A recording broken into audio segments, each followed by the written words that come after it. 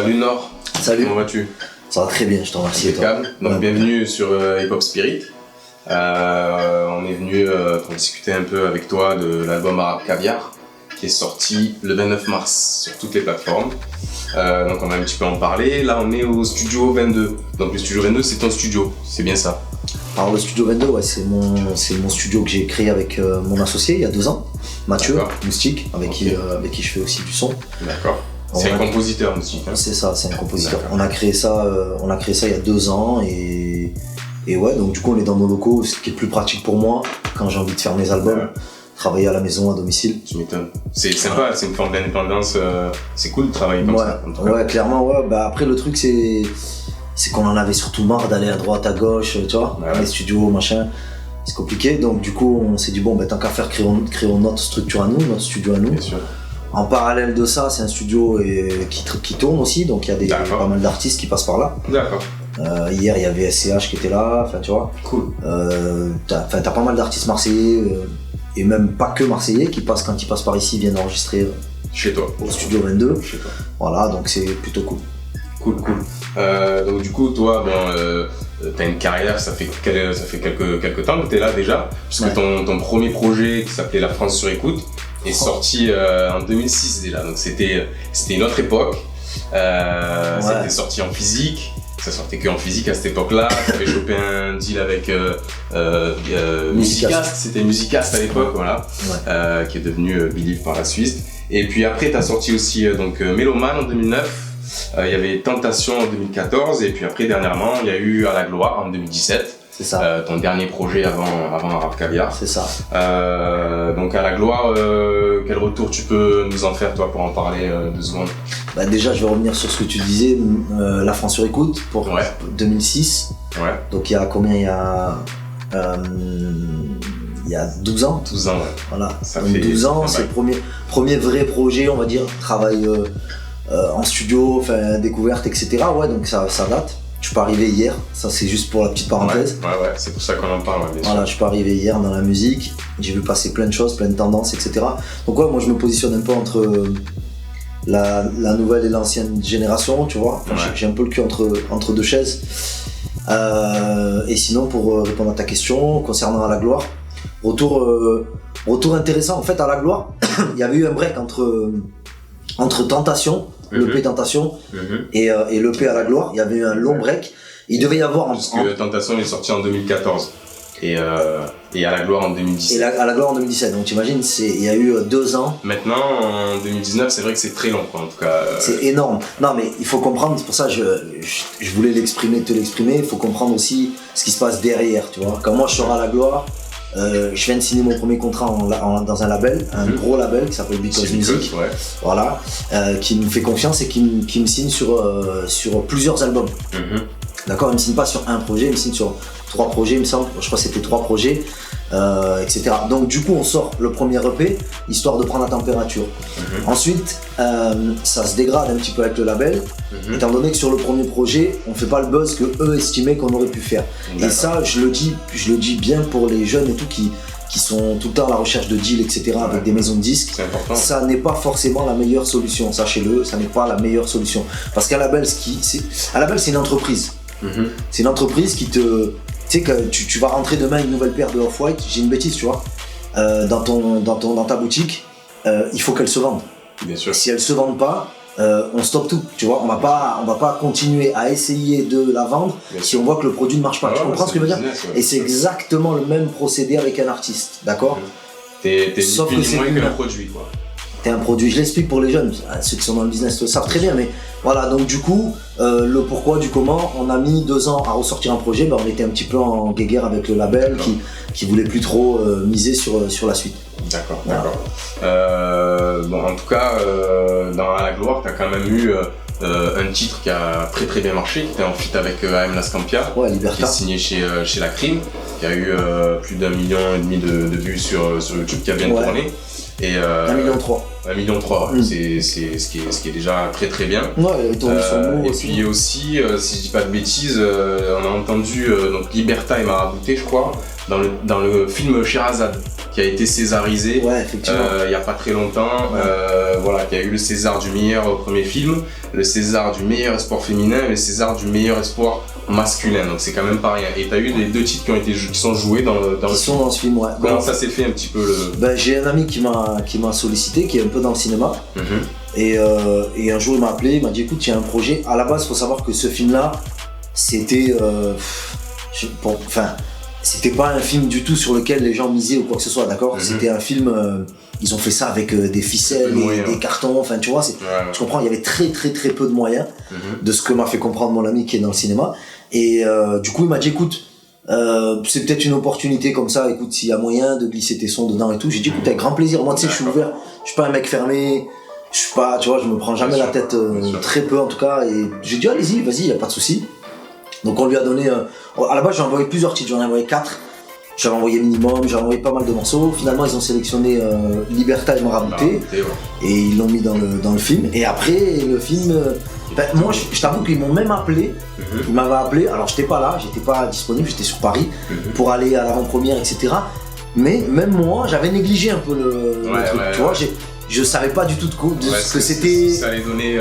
J'avais négligé, j'avais même pas regardé la story du truc, tu vois, j'avais rien lu, j'avais rien vu. Et au final, agréablement surpris quand même. Et après, quelques temps après, donc après sa sortie, je me suis dit quand même, il y a nos morceaux dedans et tout, je vais aller le voir. Donc j'ai pris mon ticket, je suis allé au cinéma voir le film, et là j'ai pris une claque. Extraordinaire, je me suis dit, il est magnifique. Et sachant qu'en plus, ça a été fait avec pas grand chose, tu vois, c'est encore plus beau. Qu'est-ce que ça fait d'un coup d'entendre ça fait plaisir. Au cinéma, ça fait plaisir. Ça fait plaisir. Après, c'est court. C'est très très court le passage où il y a le son. Ça fait plaisir. Ok. Donc après, et félicitations à eux d'ailleurs. Félicitations à toute l'équipe, tout le monde, tous ceux qui ont travaillé sur ce projet. Sacré et les acteurs et d'arriver à faire ça avec si peu de moyens. Franchement, très beau boulot. Très très beau boulot. Alors, Caviar sort donc en mars 2019. Donc après, justement, un petit peu. Toute cette guéguerre avec ton label, tout ça et tout, comment t'as abordé la création de ce nouveau projet Arabe Caviar? Est-ce que après À la gloire, t'as voulu rentrer tout de suite en studio pour enregistrer ou comment ça s'est un petit peu passé? Non, après À la gloire, en fait, À la gloire déjà, il faut savoir qu'il a été fait dans la souffrance totale.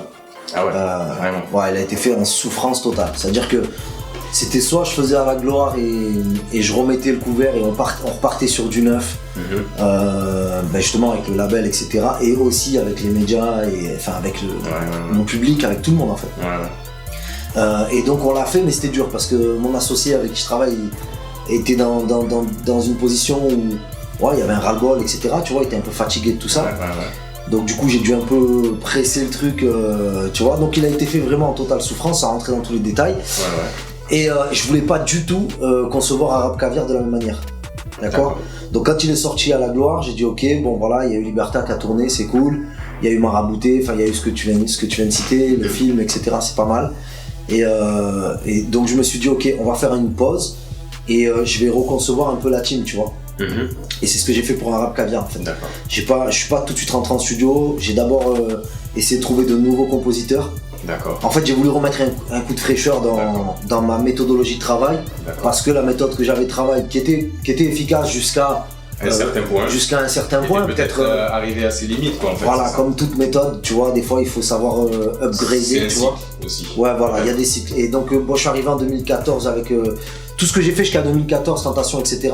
J'avais une méthodologie qui marchait bien. Après 2014, ça s'est accéléré. D'ailleurs, le mouvement rap, à partir de 2015, il a complètement changé. C'est-à-dire que moi, de 2014, quand on break et qu'on revient en fin 2016, on hallucine déjà. C'est déjà. C'est-à-dire qu'il y a des stars de fous qui sont arrivés en 3 mois, frère. Moi je suis là, je découvre des nouvelles restas du rap. Surtout que toi t'as quand même un certain âge, on peut dire, par rapport au nouveau. Bien sûr. T'as connu, donc du coup moi j'ai connu les anciennes époques et la nouvelle époque, et je me dis c'est incroyable, tu vois. Donc du coup t'es obligé de faire ce qu'on appelle une mise à jour. Et si tu fais pas ta mise à jour, bon ben tu vas passer pour un putain de rappeur aigri de merde qui arrive pas à s'adapter et qui est là, qui galère et tout. Donc ce que j'ai fait, c'est que je me suis entouré de mecs qui étaient dans la mise à jour, mais genre 3.0, tu vois ce que je veux dire. Et c'est ce qu'on a fait pour ce projet-là. Ok, donc Arabe Caviar, il y a 16 titres au total. Il y en avait beaucoup plus. Il y en avait beaucoup plus. On a dû couper, ouais. frérot, il y en avait des morceaux, il y en avait Et du coup, peut-être 40 peut-être. des trucs qui ressortiront sur notre projet. Ouais, complètement. Là, il y a une compilation d'un ami qui fait ça, qui est dans des locaux juste à côté, à la Ouï. Une compilation 100% Marseille, avec tous les gros noms que vous connaissez à Marseille. Donc du coup, voilà, il y a des morceaux qui vont atterrir sur des compiles comme celle-là, d'autres qu'on va certainement sortir en format single simplement, tu vois. Et pourquoi pas un EP, c'est ce que je pense qu'on va faire aussi, peut-être certainement un EP très rapidement. D'accord, cool. Les compositeurs de ce projet, donc il y a Moustique, du coup c'est Mathieu, ton associé. Ouais, Moustique c'est plus sur ce projet-là, justement quand je te dis on a changé notre méthodologie, Moustique c'est plus le réalisateur. Qui faisait la plupart de tes prods sur à l'époque il faisait quasiment 100% des prods. Voilà. Ouais. Là il est passé en mode réalisateur pour Il m'a demandé de souffler, je l'ai laissé souffler. Et il avait besoin lui aussi de se renouveler musicalement. Bien sûr. Donc il a fait juste la réal. Et quand même quelques prods, il y a Baby Mama, je crois. Baby Mama c'est lui. Il a la prod de l'introduction Yovo. Il a quoi? Il y a 3-4 prods. D'accord, quand même. Après il y a Nisoubi. Il y a Nisoubi, ouais, c'est une grande découverte lui qu'on a fait sur ce projet-là. C'est un petit jeune algérien. Il est de Sétif je crois. Voilà, que j'ai rencontré sur le net. Il m'a envoyé quelques prods, tu connais, une petite fouine, tu vois, genre un mec qui envoie ses prods à tous les rappeurs, etc. J'ai tendu l'oreille sur une prod, je trouvais qu'il y avait un truc, j'ai dit écoute, envoie-moi en plus. C'est ce qu'il a fait, et puis après on a carrément collaboré. Et il a pas mal de prods sur le projet, du coup il en a beaucoup. Très talentueux. D'accord. Et on l'a recruté d'ailleurs dans la team Euromusique. D'accord. Faut savoir aussi, on lui a proposé un contrat. Euromusique c'est le label que tu as. Euromusique c'est mon label, ouais. D'accord. Ouais. Ok, donc Nisoubi t'es signé maintenant chez Euromusique. Il est chez Euromusique, ouais. Ok, et les autres, du coup il y a d'autres aussi beatmakers avec qui tu as travaillé pour ce projet? Ouais, il y a Duan Charlie, Duan qui est pareil, très talentueux, gros compositeur. Qui m'a pas mal aidé que ça soit dans la musique et dans les réflexions. D'accord. Il a une très bonne gamberge, Duan. Il y a eu Duan qui a bossé aussi sur ce projet. J'en oublie pas. Il y a Audi Céleste. Il y a Audi Céleste, très bon compo aussi, c'est un Parisien. Pareil, très très talentueux, qui a fait la prod de Incroyable. Et qui on a d'autres que j'oublie pas. Il y a Audi Céleste, Duan. Ah, si t'en oublies un là. Sonny Alves. Sonny Alves, mon poteau, à la base c'est un ami, il fait aussi du son et du coup il m'avait envoyé une petite palette et dans la palette j'en ai récupéré 2. Très bon son d'ailleurs, les mots, l'outro de l'album et Shkunada, qui sont 2 morceaux de Sony. D'accord. Et je crois que j'oublie personne, je crois que c'est tout, il me semble. Déjà t'as sorti la Benz en single, il y a la Benz qui est déjà sortie, il y a eu Démon en clip aussi et Baby Mama, si je dis pas de bêtises. Ouais, c'est ça. Voilà, tous par Hype Film. Si je dis tous réalisés par Hype Film, ouais. Voilà, en général, vous travaillez comme ça, tu travailles souvent avec lui. Ouais, je travaille souvent avec Hype Film, pareil, c'est un ami. Je bosse beaucoup. Après, peut-être que c'est un tort pour moi, mais je bosse beaucoup à l'affect, moi, tu vois. Je travaille beaucoup avec les gens que j'apprécie vraiment. D'accord. Parce que je sais qu'on peut échanger, on peut parler. Les gens qui sont là que pour l'oseille, c'est compliqué, c'est délicat, tu vois. C'est délicat à chaque fois. Ouais, t'as besoin d'avoir ce. Ouais, j'aime bien qu'on puisse parler, qu'on puisse échanger vraiment, tu vois. Que je sente pas que derrière, il fait oui avec sa tête, mais c'est envoie le chèque et le reste, on s'en fout.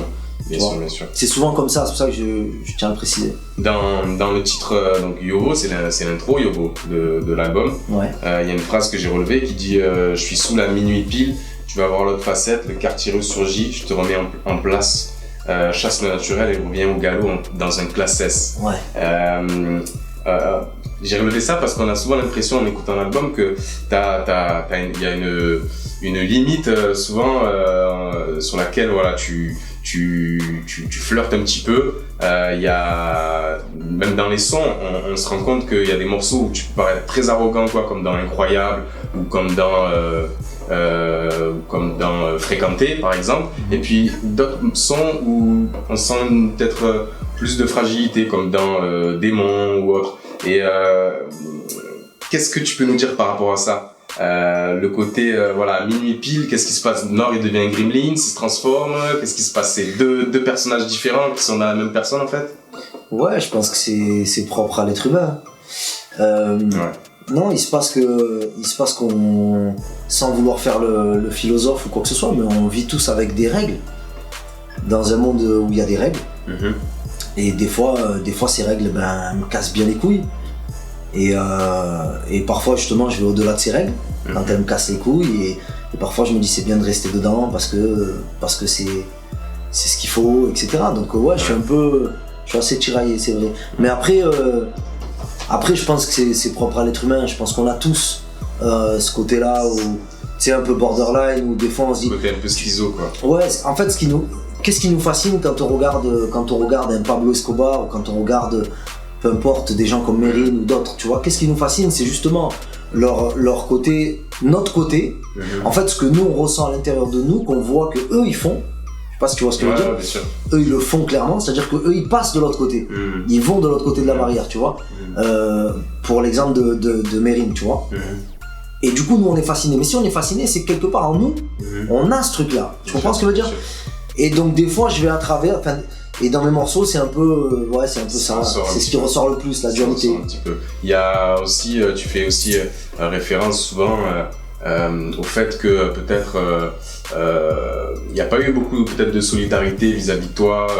En tout cas du monde du rap, peut-être à Marseille. Ouais, mais ça je te coupe, je m'en bats les couilles maintenant. Ouais. Je te dis la vérité, je suis arrivé à un âge où je m'en bats les couilles. D'accord. Ce côté solidarité et tout, en vrai de vrai, il n'existe pas. C'est pas de la solidarité, c'est... Je l'ai expliqué la dernière fois à un jeune rappeur, on en parlait et il m'a dit ouais, t'as raison, c'est exactement ça. Je lui ai expliqué, je lui ai dit en fait, le processus il est simple, d'accord? C'est personne te calcule tant que tu n'es pas calculable. Une fois, il y a un mec qui m'a dit tu fais quoi? Tu fais de la musique? Je dis ouais, t'es connu ou pas connu? Il m'a dit de toute façon, tant que t'es pas connu en fait. Je sais pas si tu vois ce que je veux dire, c'est bête, mais c'est pragmatique en fait. Tant que t'es pas connu. Tu vois, y a pas...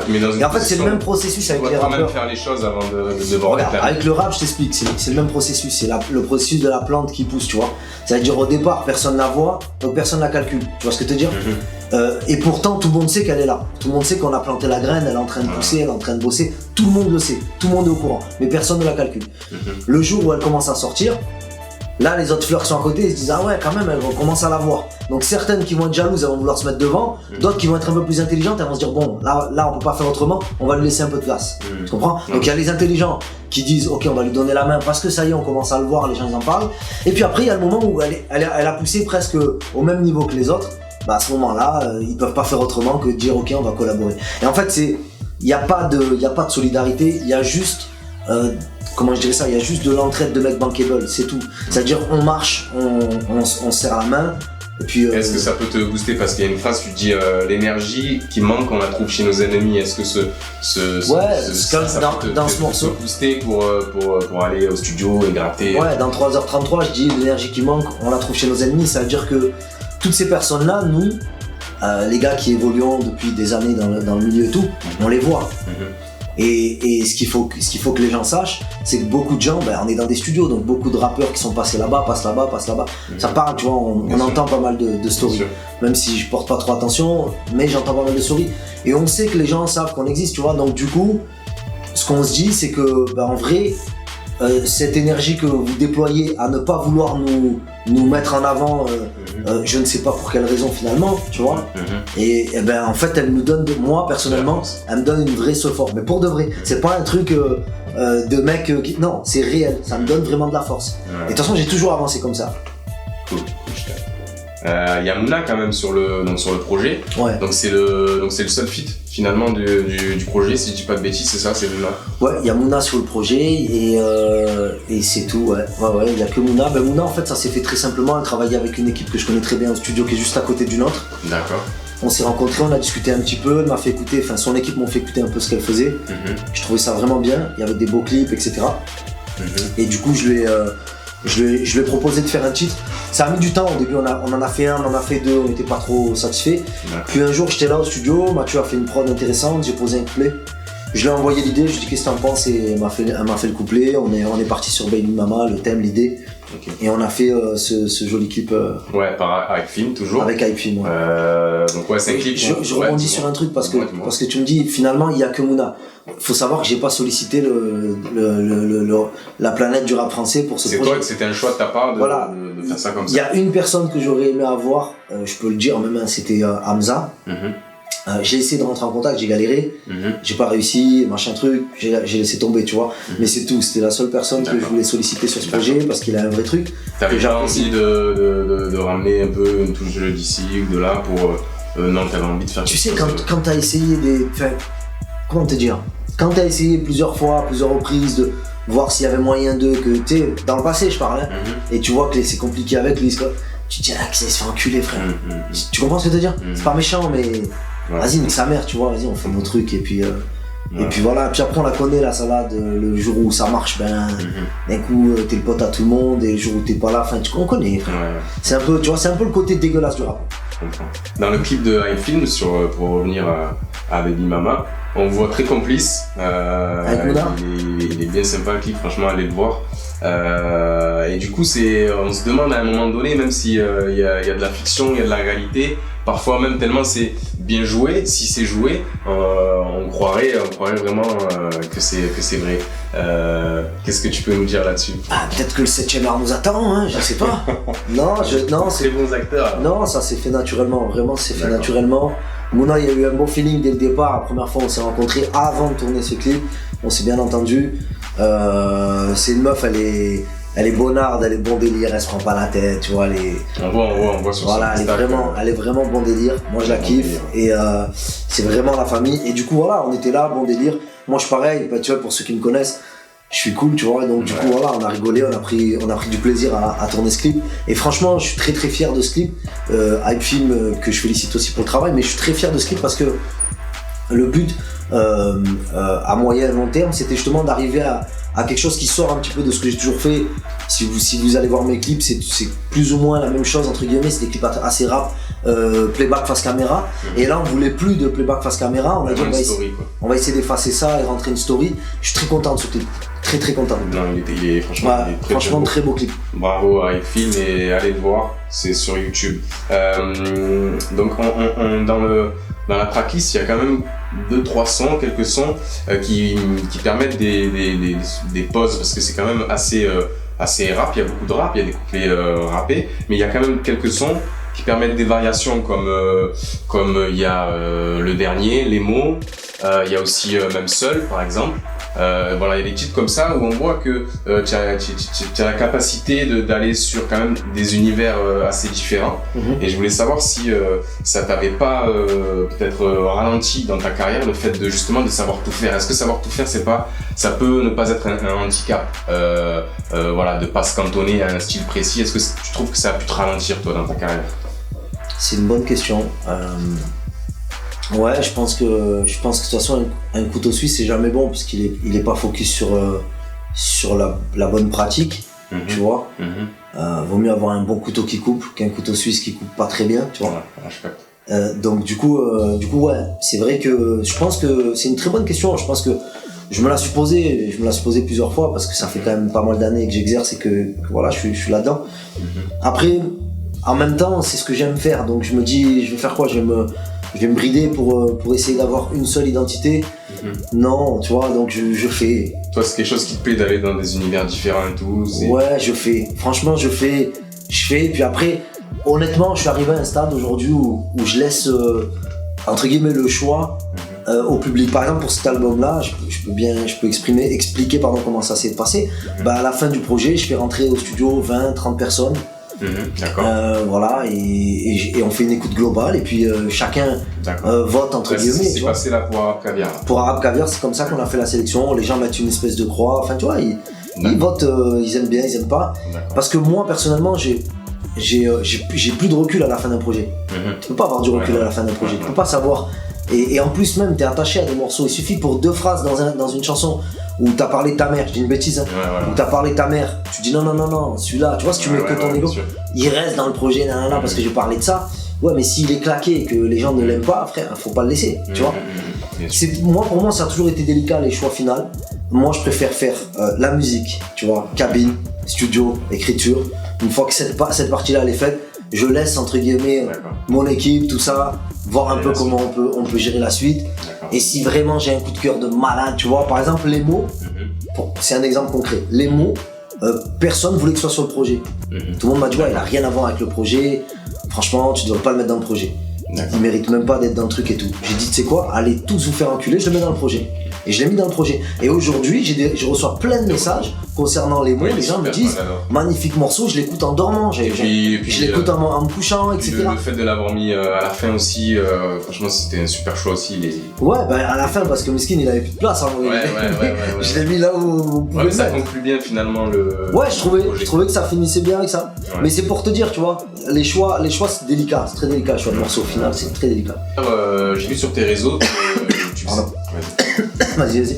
D'ailleurs, j'ai vu sur tes réseaux que tu faisais des ateliers d'écriture, tu travaillais avec des jeunes, avec des enfants, tu essayais de leur apprendre un peu à écrire, tout ça, c'est bien ça? Ouais, ça m'arrive de bosser avec certaines assos. Je fais ça depuis pas mal de temps maintenant et je trouve que c'est un truc sympa. Il y a vraiment quelque chose dans la transmission, t'as vraiment envie de laisser quelque chose de transmettre en tout cas. Ouais, si tu veux, je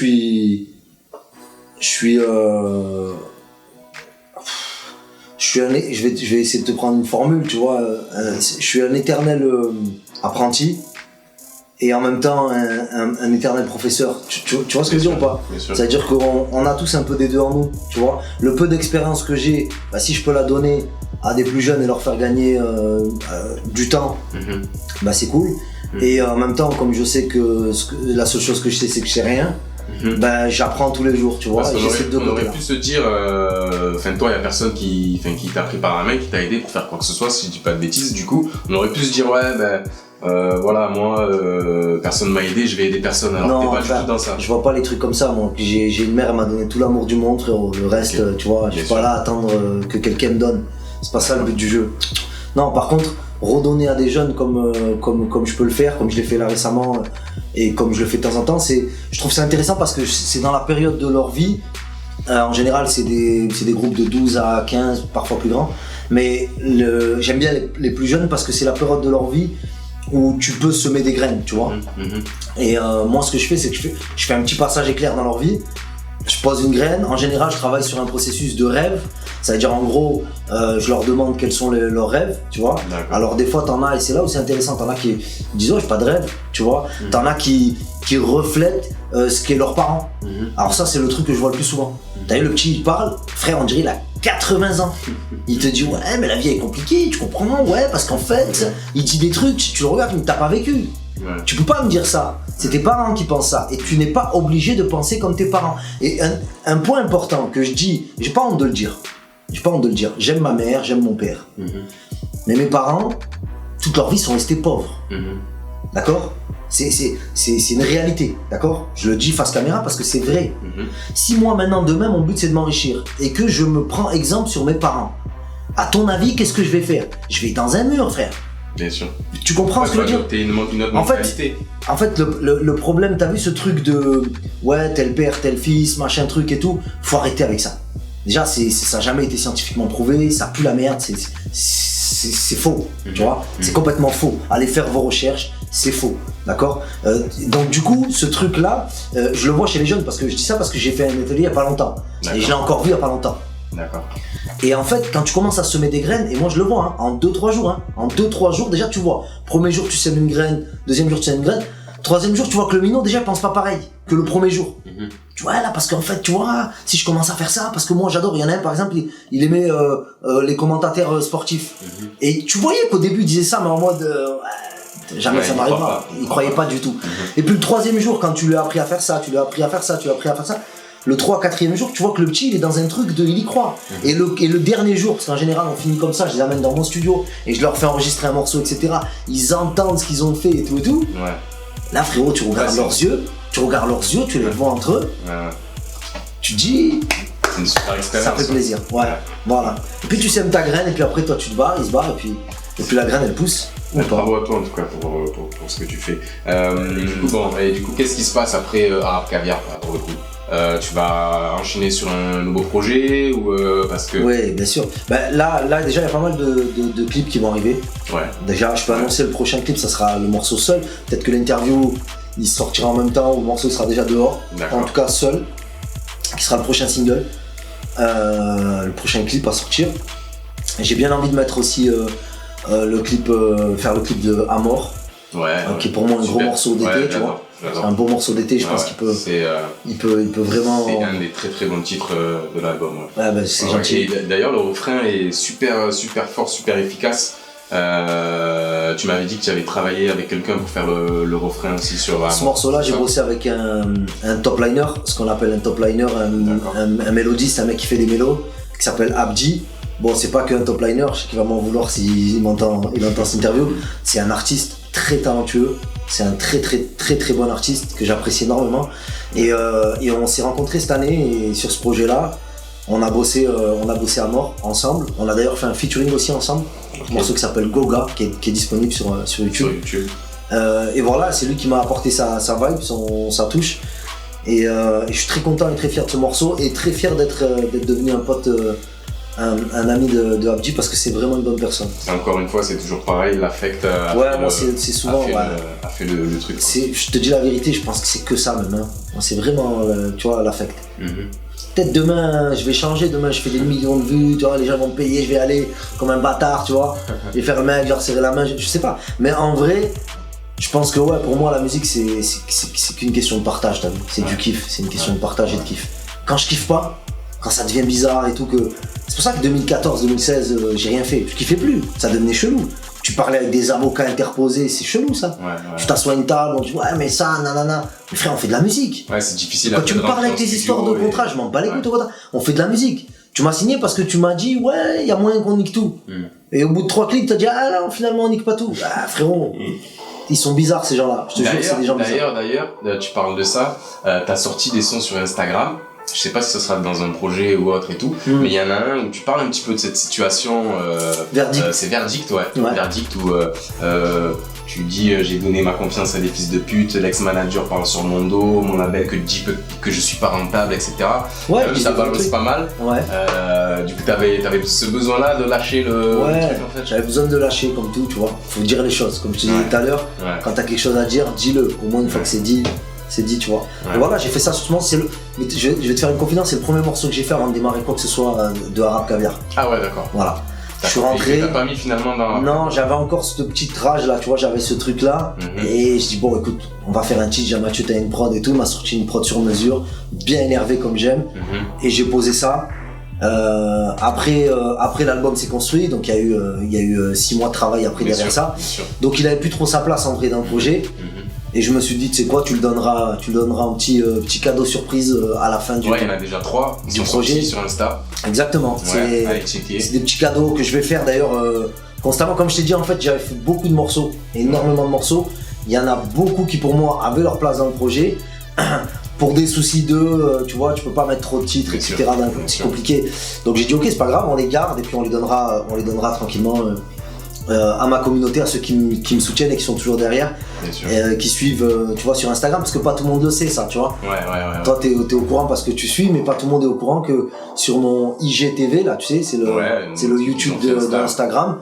Ben des fois j'envoie des petits sons comme ça. On pourra peut-être retrouver sur un projet. On pourra les compiler, Ceux-là que j'ai sortis, je pense qu'ils resteront sur Insta, mais bon, on pourra après. T'as vu, des fois je trouve des méthodes.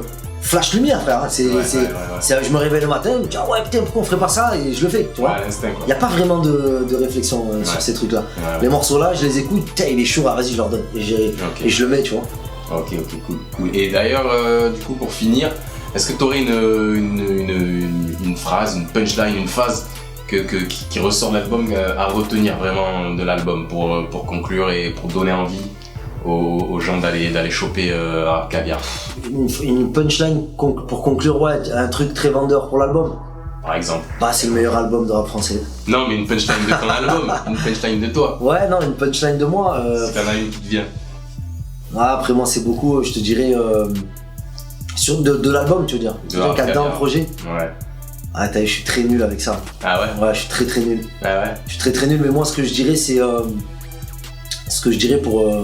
pour ceux qui me connaissent pas et qui vont peut-être tomber sur cette interview, ce que je dirais c'est allez écouter déjà pour vous faire un avis, allez le survoler sur Deezer, Spotify, peu importe, et déjà pour vous faire un avis, et puis je dirais aussi si tu m'aimes pas, nique ta race frère, je m'en bats les couilles.